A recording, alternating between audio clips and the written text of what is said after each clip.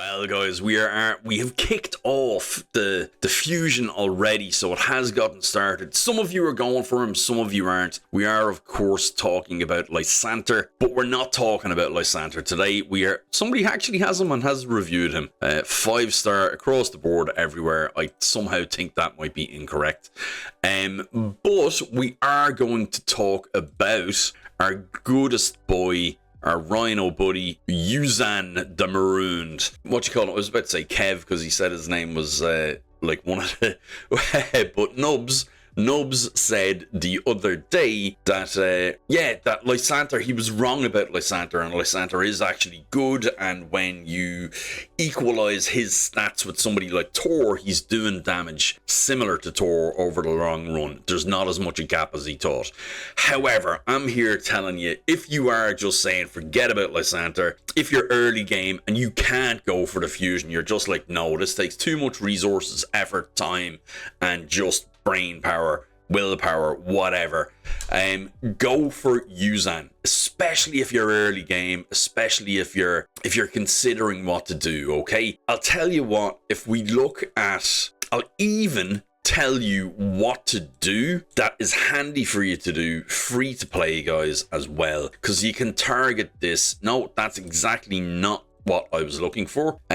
Summoning port. Why would I want to go to the summon portal? I want to go to details page to tell me where to view. That is definitely the wrong thing. Okay, well, look it, we can just go from here. Okay, so the easiest things to do are going to be the artifact enhancement. So if you can save up your silver for that, artifact enhancement, champion training, and classic arena by 2 are going to be the things that you can focus on the most to get yourself some Yuzan the Marooned tokens. Now, I started the free-to-play event in the Hell Hades thing there on January 10th. The fusion had just started, and Sabbatha was the epic for it. So it was a similar fusion to this one where you had to get all the bits and pieces, make them into an epic, and then make the epic into a legendary.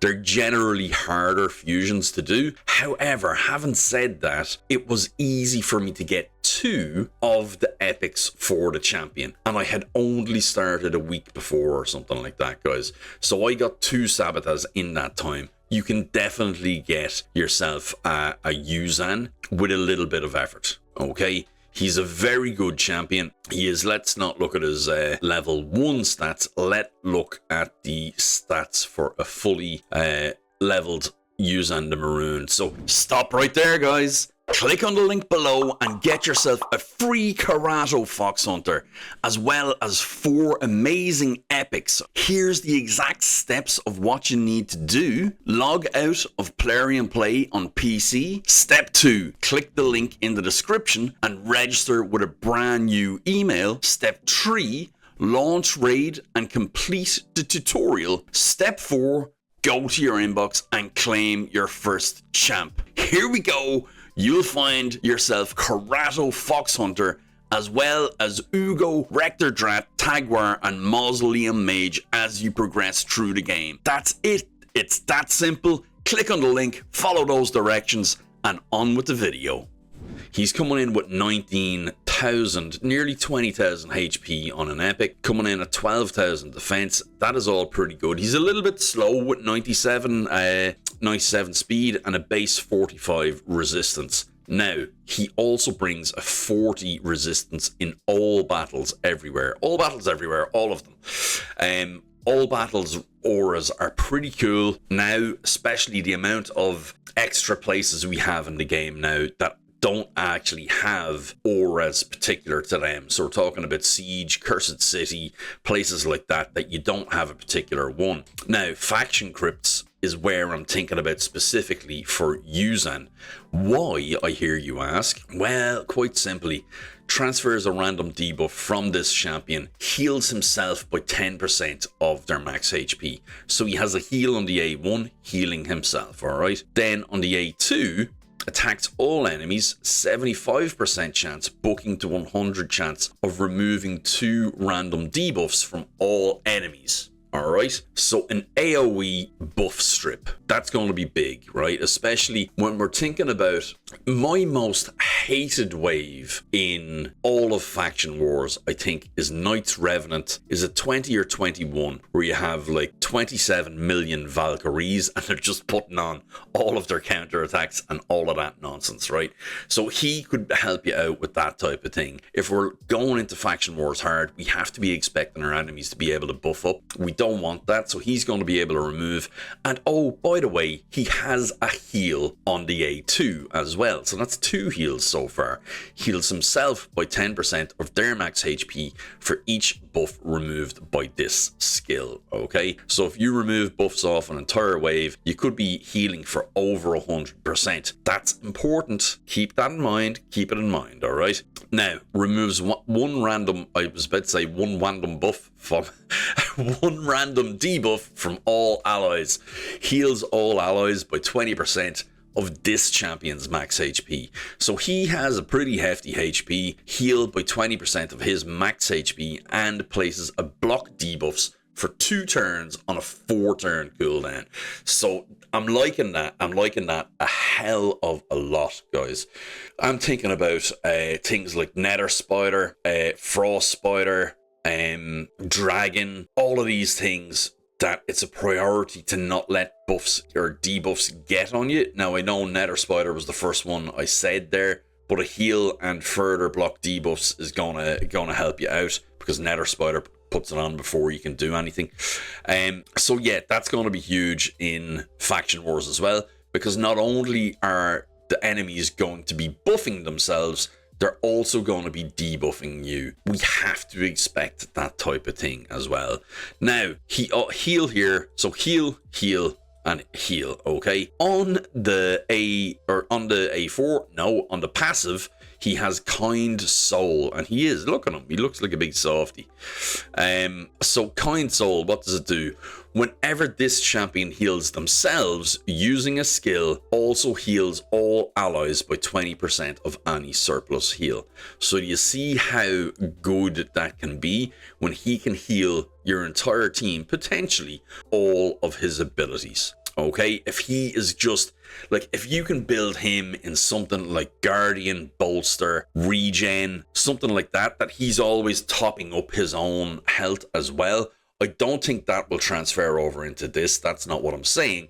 But if he's at full health, when he uses any of his skills, he is liable then to full or to heal your team as well. And that's going to be massive for keeping you alive. So every turn he takes, he's going to be healing your team. And not only that, he's going to buff strip the enemy team and also block debuff your team so that you can't get debuffed as well as cleansing a bit from you too. So I think he is really, really worth going for. Now, add another layer onto that. Great. Dahi, he's a healer, he's a cleanser, he's a enemy team cleanser as well. Yeah, so what? Like, there's a dozen of them in the game. Is there, like, especially thinking about hard faction wars, guys, right? If you're early mid game, you don't have all of these champions. Now, I'm on my main account where I have all of these champions, right? Skinwalkers just happens to be my fullest one on this account, okay? But I don't have any Legos on the free-to-play. I have Wukong as the login champion, Monkey King. That's the code I used. But if you don't have him, you're looking at these guys. So Steel Skull has a single target cleanse and no block debuffs. I'm looking for more block debuffs here. I don't think we have any. Poisoner, there's actually not any block debuffs. So that in itself is pretty huge. And we're looking for a cleanse as well. Both doesn't have it for sure. I'm really struggling to see one there. I don't think there is any. Bovos is a utility champ, but he doesn't do it. Increase crit rate, crit damage. Yeah, so the two support champions that I'm really thinking of are Hoffreys and Steel Skull. Hoffreys is a reviver buffer. Steel Skull is a cleanse.